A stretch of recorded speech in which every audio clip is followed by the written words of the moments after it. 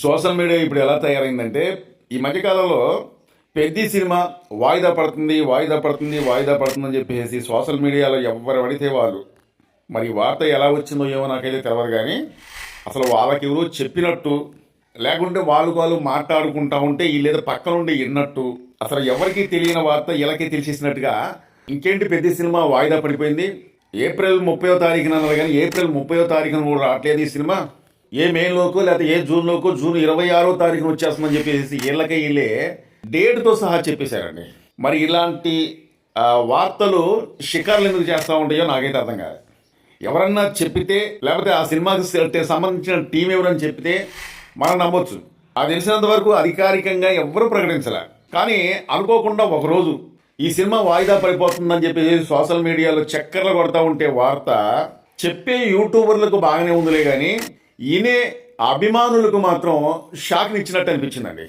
ఎందుకంటే మెగా ఫ్యామిలీలో నుంచి మెగా హీరో నుంచి ఏ సినిమా వచ్చినా కానీ ముఖ్యంగా పండగ చేసుకునేది ఎవరంటే మెగా హీరోలు మాత్రమే. వాళ్ళందరూ కూడా షాక్ అయిపోయారు అన్నమాట. ఇప్పటికే మార్చి 27వ తారీఖున ఒకసారి ఈ సినిమా రిలీజ్ అవుతుందని చెప్పి తర్వాత అనుకోని కారణాల వల్ల కాస్తంత మళ్ళీ లేట్ అవుతుంది, ఏప్రిల్ 30వ తారీఖున రిలీజ్ అవుతుందని చెప్పేసి అప్పుడు వాయిదా అనేది పడింది.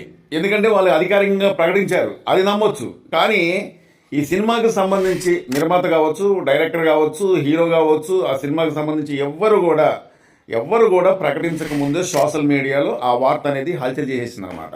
ఎప్పుడైతే ఈ పెద్ద సినిమా వాయిదా పడట్లేదని చెప్పేసి ఆ రామ్ చరణ్ గారే స్వయంగా అతనే ప్రకటించిన కానుంచి ప్రతి ఒక్కరికి కూడా ఇంతకు ముందు వచ్చిన మొత్తం కూడా రూమర్స్ ఇవన్నీ కూడా ఫేక్ న్యూస్ అని చెప్పేసి అప్పుడు అనిపించిందండి. అప్పటిదాకా కూడా రామ్ చరణ్ గారు ప్రకటించే దాకా కూడా పెద్ద సినిమా వాయిదా పడుతుందని చెప్పేసి ప్రతిరోజు ఒక్కొక్కరు ఒక 5-6 వీడియోలు చేసి సోషల్ మీడియాలో వదలగొట్టేశారనమాట.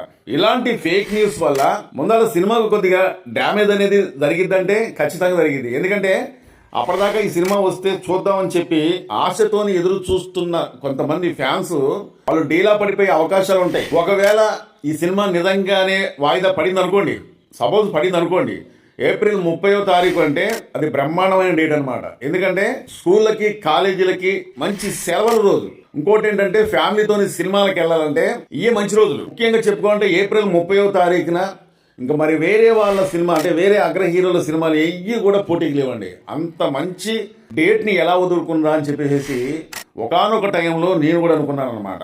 ఎందుకంటే సోషల్ మీడియాలో వచ్చే వార్తలు వింటా ఉంటే నిజం అనిపించింది. ఎందుకంటున్నానంటే వాళ్ళు అనుకోకుండా రామ్ చరణ్ గారికి ఎడమ కన్ను పైన ఒక దెబ్బ కూడా తగిలింది ఈ మధ్యకాలంలో. రామ్ చరణ్ గారు కోలుకోవాలంటే కొద్దిగా సమయం పట్టొచ్చు. కాబట్టి ఈ సినిమా ఇంకా ఖచ్చితంగా వాయిదా అనేది పడుతుందని చెప్పి ఇక ప్రతి ఒక్కరు కూడా ఆ విధంగా భావించుకున్నారు. రామ్ చరణ్ గారికి ఎప్పుడైతే దెబ్బ తగిలిందో డాక్టర్లు రామ్ చరణ్ గారికి ఏం చెప్పారంటే మాక్సిమం మీరు ఒక వారం రోజుల పాటు ఎట్లాంటి షూటింగ్కి వెళ్ళొద్దండి, రెస్ట్ తీసుకోవాలి, బెడ్ రెస్ట్ తీసుకోవాలని చెప్పి రామ్ చరణ్ గారికి డాక్టర్లు చెప్పినా సరే ఎట్టి పరిస్థితుల్లోనైనా నేను ఆ షూటింగ్ చేయాలి, నేను చేస్తానని చెప్పి రామ్ చరణ్ గారు ఆ ఒక్క రోజు మాత్రమే రెస్ట్ తీసుకొని తెల్లారిన తర్వాత వెంటనే ఆ సినిమాకు సంబంధించిన దర్శకుడికి నిర్మాతకి చెప్పేసినారు. ఆ రోజు షూటింగ్ సంబంధించిన వాళ్ళందరూ కూడా మళ్ళీ రప్పిండి ఈ సినిమా అనేది ఎట్టి పరిస్థితుల్లో ఆకూడదని చెప్పి మరీ వెళ్ళి ఆ షూటింగ్ అనేది మొత్తం కూడా పూర్తి చేసేసినట్టు. చరణ్ గారు ఆలోచించింది ఏంటంటే ముఖ్యంగా అతను ఒక్కడు ఆగడం వల్ల ఆ షూటింగ్ సంబంధించిన యాక్టర్లు కావచ్చు, సీనియర్ యాక్టర్లు కావచ్చు, ఆ సినిమాలో ఎంతమంది అయితే పనిచేస్తూ ఉంటారో వాళ్ళందరూ కూడా ఆగిపోయే అవకాశాలు ఉంటాయి. మరి వాళ్ళందరూ ఆగిపోయినంటే మళ్ళీ వీళ్ళు ఎప్పుడు కలుస్తారో తెలియదు, ఎప్పుడు వస్తారో తెలియదు, మళ్ళీ ఇలా డేట్లు దొరుకుతాయో లేదో తెలియదు. మళ్ళీ సినిమా ఎప్పుడైతే మళ్ళీ షూటింగ్ ప్రారంభిస్తారో మళ్ళీ అదే డేటుకి రావాలంటే రాకపోవచ్చు. ఎందుకంటే మళ్ళీ అదే డేటు వేరే సినిమాకి ఇవ్వచ్చు.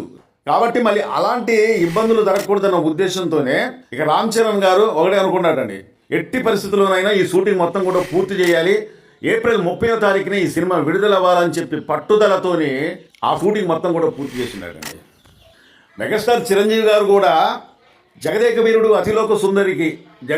అతిలోక సుందరి సినిమాకి సంబంధించి 104 అంత ఫీవర్ ఉన్నా కానీ డాక్టర్లు చెప్పారట, మీరు సినిమా షూటింగ్ అనేది ఆఫ్ చేయండి, ఇప్పుడు మీకు 104 జ్వరం ఉంది, మీరు షూటింగ్కి వెళ్ళొద్దు అని చెప్పేసి డాక్టర్లు చెప్పినా కానీ వాళ్ళ మాట వినకుండా నేను ఎట్టి పరిస్థితుల్లో షూటింగ్ చేయాలి అనే ఉద్దేశంతో ఎవ్వరు చెప్పినా వినకుండా మళ్ళీ ఆ షూటింగ్ మొత్తం కూడా పూర్తి చేసి నిర్మాతకి నష్టం కలగకుండా ఆ రోజున మెగాస్టార్ చిరంజీవి గారు ఏ విధంగా అయితే చేసిండో ఈ రోజున తండ్రికి తగ్గ తనయుల్లాగా కంటి పైన దెబ్బ తలిగినా కానీ ఒక్కరోజు మాత్రమే రెస్ట్ తీసుకొని మళ్ళీ ఆ షూటింగ్కి వెళ్ళి షూటింగ్ మొత్తం పూర్తి చేసిందండి.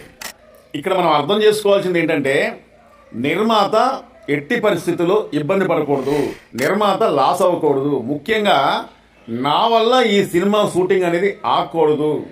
మరొక కారణం ఏంటంటే నన్ను అభిమానించే అభిమానులు మెగా ఫ్యాన్స్ మొత్తం కూడా డిసప్పాయింట్ అవ్వకూడదు, ఎట్టి పరిస్థితుల్లోనైనా నేను వెళ్ళి ఆ షూటింగ్ చెయ్యాలని పట్టుదలతోని ఆ సీన్స్ మొత్తం కూడా చేసి ఈ మధ్యకాలంలో రాకాసి సినిమాకి సంబంధించి ప్రమోషన్ చేస్తూ ఈ సినిమా అనేది లేట్ అవ్వట్లేదని చెప్పి రామ్ చరణ్ గారే స్వయంగా ప్రకటించిన తర్వాత ఖచ్చితంగా ఈ సినిమా ఏప్రిల్ 30వ తారీఖున విడుదలవుతుందని చెప్పి ఇక అందరి డౌట్ అనేది క్లియర్ అయిపోయిందండి. ముఖ్యంగా నేను ఇంతకుముందే చెప్పా, ఈ సినిమా ఖచ్చితంగా బాలీవుడ్లోని దంగల్ రికార్డుని బద్దలు కొట్టబోతుంది. బాలీవుడ్లో సృష్టించిన ఆ రికార్డుని ఖచ్చితంగా రామ్ చరణ్ గారే పెద్ద మూవీతో బద్దలు కొట్టబోతుందని చెప్పి ఇంతకుముందే నేను చెప్పా. పహిల్మాన్గా దంగల్ సినిమా ఎలాంటి రికార్డు సృష్టించిందో అదే పహిల్మాన్ స్టోరీతోనే తెలుగు ఇండస్ట్రీలో ఆ రికార్డులని రామ్ చరణ్ గారు బద్దలు కొట్టబోతున్నారు అనమాట. ఇది ఇవాటి వీడియోనండి. మా వీడియో చాలా మంది చూస్తున్నారు కానీ సబ్స్క్రైబ్ చేసుకోకుండా చూస్తున్నారు. మీరు సబ్స్క్రైబ్ చేసుకుంటే మమ్మల్ని ఎంకరేజ్ చేసినట్లు లెక్క. మా ఛానల్ని ఎవరైనా కొత్తగా చూస్తున్నట్లయితే సబ్స్క్రైబ్ చేసుకొని చూడండి. మీరు సబ్స్క్రైబ్ చేసుకున్నంత మాత్రాన మీ ఒక్క రూపాయి కూడా ఖర్చు అయ్యేదేమీ లేదు. మీరు మమ్మల్ని ఎంకరేజ్ చేసినట్లు లెక్క. ఈ వీడియోపై మీ అమూల్యమైన కామెంట్ తెలపండి. ఈ వీడియోకి ఒక లైక్ చేస్తారని చెప్పి కోరుకుంటూ సెలవు తీసుకుంటున్నా. మరో వీడియోతో నేను మళ్ళీ వస్తా. నమస్తే.